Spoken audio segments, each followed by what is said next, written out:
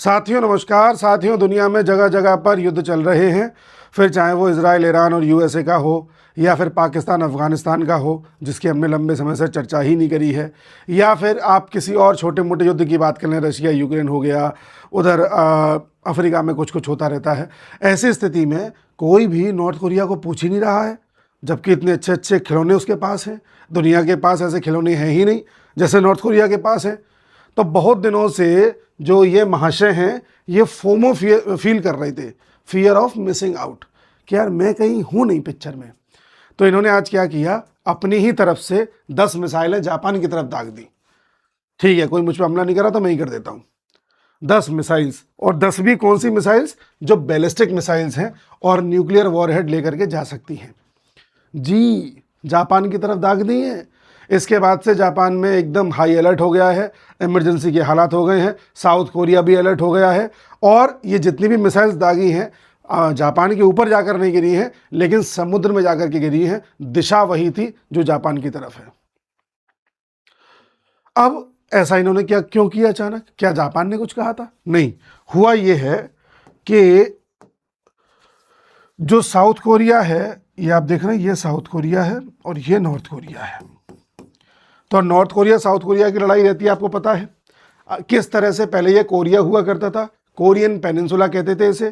Korean peninsula धीरे धीरे धीरे धीरे अलग अलग साम्राज्यों के शासन में आता रहा।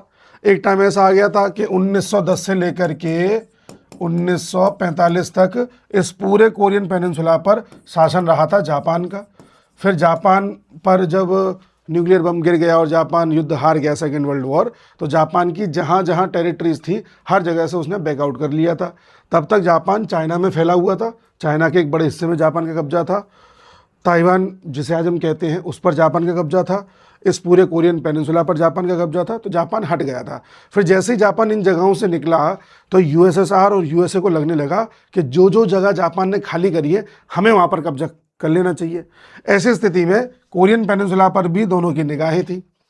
तो पहले क्या होता है, यूएसएसआर अपनी कुछ लोगों को भेजकर कोरिया पर शासन करने का प्रयास करता है और नॉर्थ साइड से भेजता है विद फौज। जैसे जैसे नॉर्थ कोरिया में कम्युनिस्ट रिजीम आती है, साम्यवादी शासन आता है, वैसे वैसे अमेरिका को लगने लगता है कहीं ऐसा ना हो कि ये कम्युनिस्ट रिजीम धीरे धीरे पूरी दुनिया में फैलने लगे, तो इसे काउंटर करना ज़रूरी है। तो इसे काउंटर करने के लिए जो नीचे से साउथ कोरिया की तरफ से कुछ लोग जो यहाँ पर प्रोटेस्ट कर रहे थे, उनको सपोर्ट करते हुए यूएसए अपने शासक को यहाँ बिठा देता है।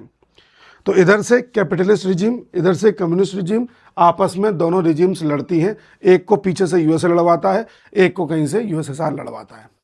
इन दोनों में लड़ाई चलती रही 1954 तक। फिर 1954 में दोनों को सुलह के रूप में एक सीज फायर करवा देते हैं और लाइन खिंचवा देते हैं, जिसे सीज फायर लाइन कहा जाता है। वो लाइन ये है, ठीक है। तब से लेके अब तक ये 45 पैरेलल, यानी कि जो ये लैटिट्यूड है 45 डिग्री पैरेलल, इसे दोनों की बाउंड्री कहा गया है। दरअसल ये सीज फायर लाइन थी। तब से लेके आज तक नॉर्थ कोरिया को लगता है कि पूरे कोरियन पेनिनसुला पर इसका शासन होना चाहिए, और साउथ कोरिया को लगता है कि पूरे कोरियन पेनिनसुला पर मेरा शासन होना चाहिए। तब से लेके अब तक अगर हम इकोनॉमी के हिसाब से बात करें तो साउथ कोरिया ने अच्छी खासी तरक्की करी है, नॉर्थ कोरिया उतनी तरक्की नहीं कर पाया है। साउथ कोरिया अपने पूरे बजट का 2.5% बजट डिफेंस पे खर्च करता है, नॉर्थ कोरिया अपने पूरे बजट का 25% बजट डिफेंस पे खर्च करता है। इस तरह से इन दोनों में लड़ाई है, और इन दोनों को लड़वाने का काम किसने किया था? यूएसए और यूएसएसआर। बंटवारा किसने किया? यूएसए और यूएसएसआर। तो हुआ ये है, तब से लेके नॉर्थ कोरिया को ये लगता है, एक इनसिक्योरिटी है कि कहीं ऐसा ना हो कि हमारे इस क्षेत्र पर कब्जा करने के लिए यूएसए कोई चाल चल दे साउथ कोरिया के साथ मिलकर के या जापान के साथ मिलकर के।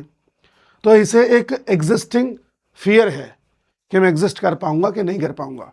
इस वजह से ये बड़े से बड़े हथियार बनाता चला गया, न्यूक्लियर वेपन्स बना लिए, हाइड्रोजन बॉम्ब बना लिया, और धमकी देता था अमेरिका को।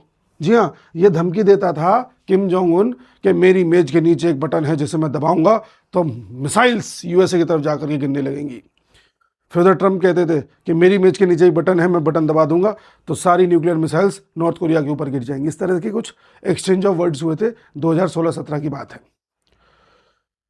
आज दुनिया में केवल 3 देश ऐसे हैं जो अमेरिका के ऊपर मिसाइल पहुंचाने तक की ताकत रखते हैं। इनमें एक रशिया है, चाइना है और ये नॉर्थ कोरिया है। इतना खतरनाक देश हो चुका है ये अब। ऐसी स्थिति में जब इसे लगता है कि मेरे ऊपर कहीं हमला न कर दे साउथ कोरिया और यूएसए मिलकर के, तब जाकर के इस तरह की मिसाइल चलाता है, जो उसने आज चला दी है 10 मिसाइल्स। तो आप कहोगे क्या यूएसए और साउथ कोरिया कुछ साजिश रच रहे हैं? यहाँ पे साजिश नहीं रच रहे हैं। यहाँ पर यूएसए और साउथ कोरिया एक मिलिट्री जॉइंट एक्सरसाइज कर रहे हैं जिसका नाम है फ्रीडम शील्ड।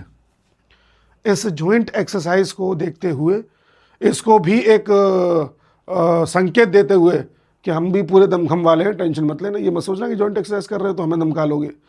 इसने 10 मिसाइल्स फायर करी हैं सी ऑफ जापान की तरफ। ऐसे ये है सी ऑफ जापान, जिसके बाद जापान में हाई अलर्ट हो गया है। अच्छा, अगर एक भी मिसाइल जापान के ऊपर गिर गई तो यूएस नॉर्थ कोरिया के ऊपर टूट सकता है, क्योंकि जापान की सिक्योरिटी की पूरी जिम्मेदारी यूएस ने ले रखी है 1945 के बाद से। और इसीलिए यूएस अगर यहां उलझ गया किसी तरह के नॉर्थ कोरिया के साथ वॉर में या जापान को बचाने में, उधर यूएस उलझा हुआ है ईरान के साथ, ठीक है, उधर यूएस को अपने अड़ोसी पड़ोसियों में भी नज़र रखनी है। तो ऐसी स्थिति में यूएस फिर उस कंडीशन में नहीं रहेगा जहां वो किसी और के मामले में हस्तक्षेप कर सके। वैसे तो यूएस अभी भी उस स्थिति में नहीं है, तो हर कोई इस बात का फ़ायदा उठा लेना चाहता है। देखना यह होगा कि क्या वाकई नॉर्थ कोरिया युद्ध के मूड में है, क्या नॉर्थ कोरिया के ऊपर किसी तरह का कोई अटैक हो सकता है। चांसेस तो ना के बराबर हैं, बट हाँ ये ज़रूर है कि नॉर्थ कोरिया का सपोर्ट ले सकता है चाइना, जब चाइना ताइवान पर अटैक करने या कंट्रोल करने जा रहा होगा। वो नॉर्थ कोरिया से ऐसे ही 2-4 मिलिट्री एक्सरसाइज यहाँ करवा देगा चाइना, जिससे कि उधर से किसी के आने का खतरा ना रहे। वैसे भी जब चाइना ताइवान के ऊपर कब्जा करने जाएगा तो यूएस ताइवान को बचाने नहीं आएगा, ना यूएस आएगा ना कोई आएगा। चाइना आराम से ताइवान को ले सकता है। ये समय खुली छूट है पूरी दुनिया में हर देश को कि जिसकी लाठी उसकी भैंस, जिसकी लाठी में जितना दम है उतना क्षेत्र कब्जा ले। समझ रहे हैं आप बात को? तो इसी क्रम में एक खबर और आई है, वो भी मैं आपको दिखा देता हूं। ये देखिए, चाइना ने अपने फिशिंग वेसल्स भेजे हैं ताइवान के आसपास, और वो लगातार एक ही जगह पर अपनी स्थिति बनाए हुए हैं। उनकी जो चाल ढाल है वो बड़ी संदिग्ध है, वो उस तरह की नहीं है जैसे फिशिंग वेसल्स की होती है। फिशिंग वेसल से मेरा मतलब है एक नॉर्मल बोट। आपने देखा होगा हिंदी फिल्मों में ऐसी नॉर्मल बोट जो मछलियां पकड़ने के लिए जाती हैं, मछलियां पकड़ के लाती हैं, उसमें कुछ टायर लटके होते हैं। इस तरह की बहुत सारी बोट्स हैं चाइना के पास, जिनका उपयोग किया जाता है घेराव करने में, मॉनिटरिंग करने में, ठीक है ना, जासूसी करने में। तो ये अपने आप में चाइना के पास एक फ्लीट है जो इसकी नेवी का ही एक पार्ट के रूप में काम करती है। तो इसको देखा गया है ईस्ट चाइना सी में, जहां पर लगभग 2000 इस तरह के मैरीटाइम वेसल्स पाए गए थे। ठीक है जी, ये देखिए, पिछले साल अगर दिसंबर की बात करी जाए, 25 दिसंबर 2025 में भी, तो लगभग 2000 ऐसी बोट्स, देखिए ये दिख रही है आपको, ये एल शेप में, ये 2 एल बने हुए हैं। इस तरह से ये 2000 बोट्स बहुत देर तक एक लाइन में खड़ी रही थी पिछले साल दिसंबर में। और अभी भी देखा जाए तो अभी भी जनवरी में ये इस तरह से लाइन से खड़ी हुई हैं, बीच बीच में आके ये ऐसे खड़ी हो जाती हैं, लाइन हो जाती है, फिर थोड़ी तितर बितर हो जाती हैं, फिर एक साथ हो जाती हैं। और पिछले लगभग 48 घंटे से इसी तरह से खड़ी हुई हैं, इस तरह से। तो इस तरह से चाइना का अचानक यहाँ आना, इस तरह से इनके वेसल्स का खड़ा होना क्या संकेत दे रहा है? और ये हाँ, ये और बता दूँ, 300 किलोमीटर का ये जो पूरा आप देख रहे हैं शेप, ये लगभग 300 किलोमीटर लेंथ है, जिसमें हर आधा किलोमीटर पर एक बोट खड़ी हुई है। तो ताइवान को धमकाने का प्रयास किया जा रहा है, ठीक है जी। और ये इनकी जो मैरीटाइम मॉनिटरिंग है ये यूज़ करते हैं, जिससे कि इस बात पर भी कोई शक ना करे कि भाई चाइना ने अपनी नेवी भेज दी है। चाइना कह देगा भाई मछुआरे हैं, मछली पकड़ने गए, नेवी थोड़ी भेजी है। और अगर मान लो इनकी बोट से कोई छोटा सा हमला भी ताइवान पे हो जाए, तो ये बाद में ताइवान में हमला करेगा तो ये बोल देंगे कि भाई गलती से कुछ हो गया होगा, अब देखो भाई वो तो हमारे मासूम लोगों को मार रहे हैं जो बेचारे मछली पकड़ने गए थे, इस तरह से बात को घुमा देंगे।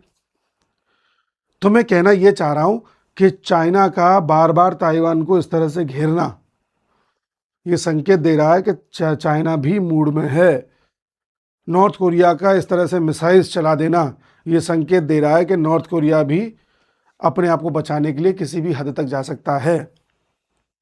सवाल ये उठता है कि नॉर्थ कोरिया और जापान में किसी तरह की कोई लड़ाई है? नहीं, कोई लड़ाई नहीं है।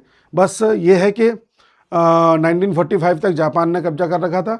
उसके बाद से जापान और कोरिया में, नॉर्थ कोरिया में किसी तरह के कोई डिप्लोमेटिक संबंध नहीं है, कोई आर्थिक ट्रेड नहीं होता, कुछ नहीं होता। आज के 30-40 साल पहले कुछ जापानियों को पकड़ लिया था नॉर्थ कोरिया ने, बंदी बना लिया था, क्योंकि उन जापानियों से नॉर्थ कोरिया वाले कुछ लोग जापानी भाषा, जापानी कल्चर वो सब सीखना चाहते थे, जिससे कि जापान में जाकर के जासूसी कर सके। आप समझ गए?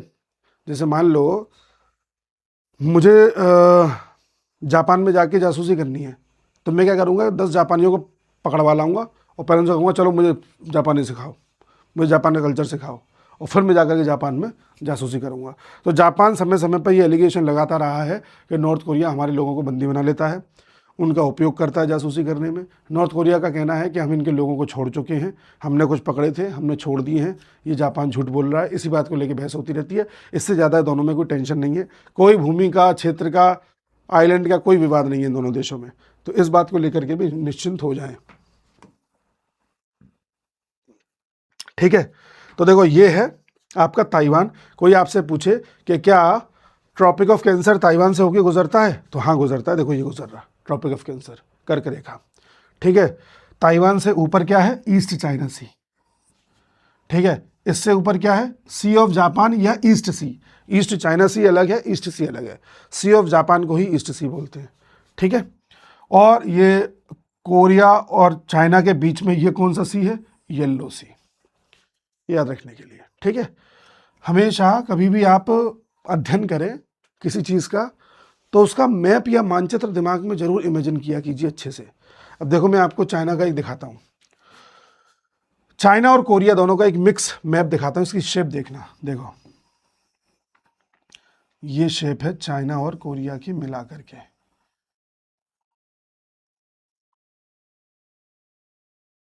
ये शेप आपको कैसी दिख रही है?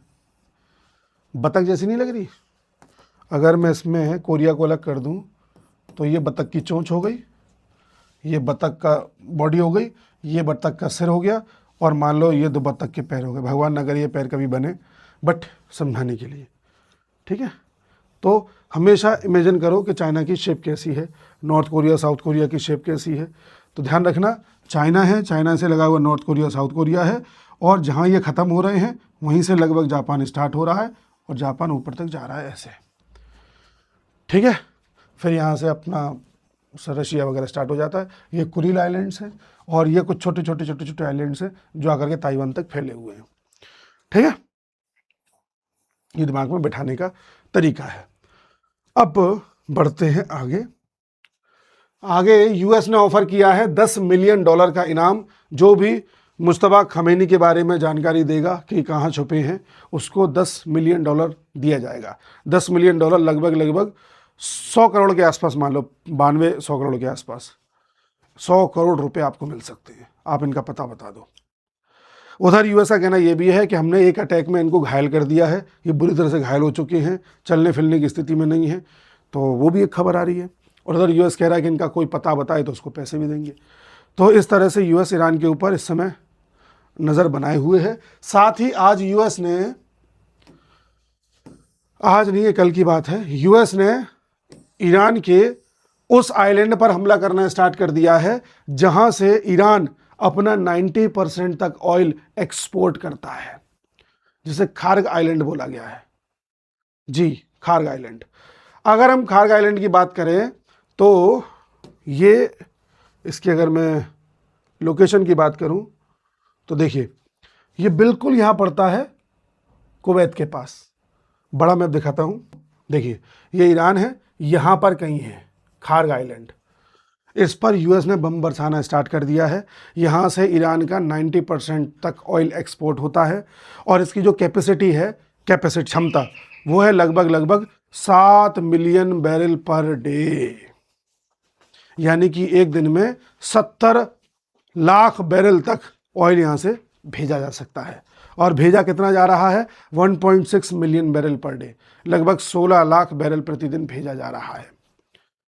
ठीक है, यहाँ पर ऐसे लोग तो नहीं रहते हैं, पर जितने भी ये ऑयल की कंपनी में काम करने वाले लोग हैं या ईरान की नेवी है, वहाँ की मिलिट्री है, इन सब के ही पर्सनल्स रहते हैं। लगभग 8,000 लोग यहाँ रहते हैं। तो यूएस ने लगातार अब इसे टारगेट करना स्टार्ट कर दिया है। यूएस का कहना है कि ईरान अगर दूसरे देशों की रिफाइनरी और ऑयल के ठिकानों पर हमला करेगा तो हम इसके ठिकाने पर हमला करेंगे। और अगर ऐसा हुआ, इसको ध्वस्त कर दिया यूएस ने, तो ईरान को बहुत बड़ा डेंट पड़ेगा। इस तरह से ईरान और यूएस का युद्ध अब कम होने की बजाय बढ़ता चला जा रहा है। अगर ईरान के इस खार्ग आइलैंड के जो शिपमेंट है इसको ध्वस्त कर दिया तो सोचिए फिर ईरान और ज़्यादा तेज़ी से हमला करना स्टार्ट करेगा और तेज़ी से वो अन्य देशों की रिफाइनरीज और ऑयल के ठिकानों को नष्ट करना स्टार्ट करेगा। तो अब ये मामला और बढ़ता चला जाएगा। इन सब के बीच एक खबर आती है जिसके बाद आपके भी कान खड़े हो जाएंगे। अब एक चीज़ पर गौर करो, ईरान और यूएस का युद्ध बढ़ता ही जा रहा है। यूएस का पेट्रो डॉलर या डॉलर खतरे में आ गया है। यूएस किसी भी हाल में अब आर पार करने की स्थिति में है, वो ईरान भी है। उधर इजराइल लेबनान में घुस चुका है, तो इजराइल को अपना क्षेत्रफल बढ़ाना है। इधर नॉर्थ कोरिया ने ये मिसाइलें चला के बता दिया कि उसका मूड क्या है। रशिया रुकने का नाम नहीं ले रहा। अब तो यूएस इंडिया से, दुनिया से कह रहा है कि रशिया का तेल लो, रशिया का तेल लो, जिससे कि तेल के दाम ना बढ़ जाएं। ये नहीं, रशिया के ही फेवर में सब चल रहे हैं। इधर चाइना ताइवान के इर्द गिर्द अपनी ये नाव भेज करके वो अपना एक खौफ बनाने का प्रयास कर रहा है। आपको नहीं लगता कि भारत कुछ चुपचाप से ही बैठा हुआ, कुछ कर नहीं रहा? भारत को नहीं कर देना चाहिए कुछ? तो इसमें भी आज एक खबर आई है आपके लिए। देखिए, खबर ये है, सोनम वांगचुक, जी हाँ सोनम वांगचुक, जिसको लोग पता नहीं कितना बड़ा साइंटिस्ट, मैग्सेसे अवार्ड विनर और फुंगसुक वांगडू 3 इडियट्स का पता नहीं किन किन चीज़ों से कंपेयर करते हैं, पर मैं साफ साफ कहता हूँ ये आदमी ठीक नहीं है हमारे देश के लिए। और मैंने ऐसे कई वीडियोस और रील्स बना के डाली हुई हैं और मैंने विद प्रूफ बताया है कि इस इंसान को बाहर से फंडिंग आती है, किन किन लोगों ने इसे सम्मानित किया है और इसको उसी तरह से सम्मान दिया गया है जैसे उन लोगों को दिया है जिनसे तख्ता पलट कराया जाता है। ठीक है, किस तरह से पाकिस्तान जाता रहा है, पाकिस्तान में जाके पाकिस्तान की तारीफ करता रहा है। ठीक है, इस तरह के व्यक्ति को यूज़ किया जा रहा था लंबे समय से हमारे 2 पड़ोसी लोगों के द्वारा, देशों के द्वारा। फिर जब लद्दाख में अभी कुछ पिछले साल आपको पता है बड़े लेवल पर प्रोटेस्ट हुए थे, प्रोटेस्ट के बाद इसको जेल में डाल दिया गया था और इस पर NSA लगा दिया गया था, नेशनल सिक्योरिटी एक्ट। ठीक है, लगाने के बाद आज इसे छोड़ दिया गया है। 6 महीने बाद जेल से बाहर आई है और इस पर जो एक्ट लगाया था वो भी इससे हटा दिया है। आपको नहीं लगता है कुछ अजीब सी बात हुई है एकदम से? सोनम वांगचुक को छोड़ा जा रहा है, या तो भारत की सरकार किसी प्रेशर में आ गई कि भाई लद्दाख वाले कह रहे हैं कि किसी भी हाल में उनको छोड़ो वरना आग लगा देंगे,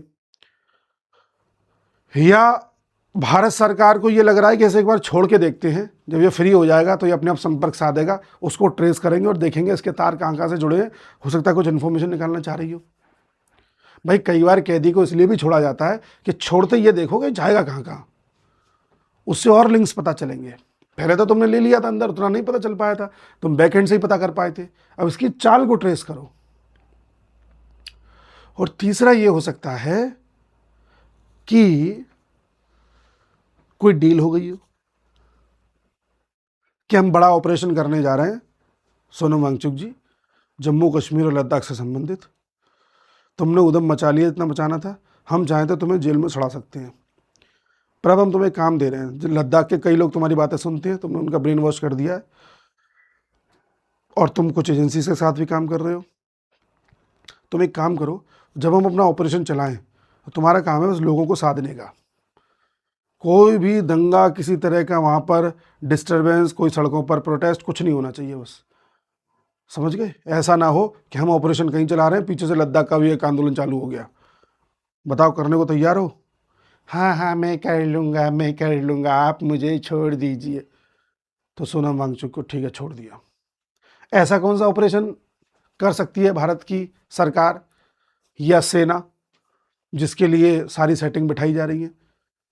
तो पीओ का ही हो सकता है। आपको पता है भारत की आर्मी एयरफोर्स पिछले दिसंबर से बता रहा हूं मैं, लगातार कोई ना कोई युद्ध अभ्यास कर रही है। कभी नो टाइम जारी कर दिया जाता है, कभी किसी तरह की कोई नई एक्सरसाइज स्टार्ट कर दी जाती है, कभी राजस्थान में कर रहे हैं, कभी गुजरात में कर रहे हैं, कभी नेवी कर रही है। आपको नहीं लगता बीच बीच में हमारे बड़े बड़े लोगों का बयान आना, कभी राजनाथ सिंह जी कुछ कह रहे हैं, कभी डोभाल साहब, अजीत डोभाल साहब कुछ कह रहे हैं जो एनएसए हैं, कभी अमित शाह ही कुछ कह जा रहे हैं। और आप ये भी जानते हैं कि इस समय पाकिस्तान अफगानिस्तान से लड़ने में लगा हुआ है। पाकिस्तान के पास आईएमएफ का कर्ज है जो उसे चुकाना है। पाकिस्तान के पास ऑयल की शॉर्टेज हो गई है। पाकिस्तान ने अपने लोगों से कह दिया कि वर्क फ्रॉम होम करो, ये गाड़ी चला के पेट्रोल फूंक के आने की जरूरत नहीं है। स्कूल्स में वर्क वो कर दिया है, बंद कर दिए स्कूल सब। तो पाकिस्तान इस समय बहुत बड़ी क्राइसिस से जूझ रहा है। अमेरिका अपने में बिजी है, गल्फ के कंट्रीज आपस में लड़ रहे हैं, वो अपने को संभाल लें, वही बहुत बड़ी बात है। चाइना अपनी जुगाड़ में है, रशिया अपना बिजी है। तो ऐसे में अगर कुछ हो जाए तो बढ़िया नहीं रहेगा। टाइमिंग तो अच्छी लग रही है, बाकी देखते हैं। तो ये कुछ जो मैंने आज आपको खबरें बताई हैं, ये सारी खबरें ऐसी हैं जो इंटरलिंक्ड है, कोई किसी से अलग नहीं है। मैं युद्ध की बातें कर रहा हूं हर जगह और एकदम से सोनम वांगचुक आ गया, तो ऐसा नहीं सोनम वांगचुक अलग है इन सब चीज़ों से, ये जुड़ा हुआ है, आप देख लेना। ये नॉर्थ कोरिया एकदम से नहीं जुड़ा हुआ है वो भी। तो ये सारी चीज़ें भी चल रही हैं। मज़ा आएगा देखने में कि गाड़ी कहाँ जाती है, लाला क्या करता है। कुछ तो यार ऐसा करो कि मज़ा आए। ठीक है, अपन मिलते हैं अगले वीडियो में, तब तक के लिए नमस्कार।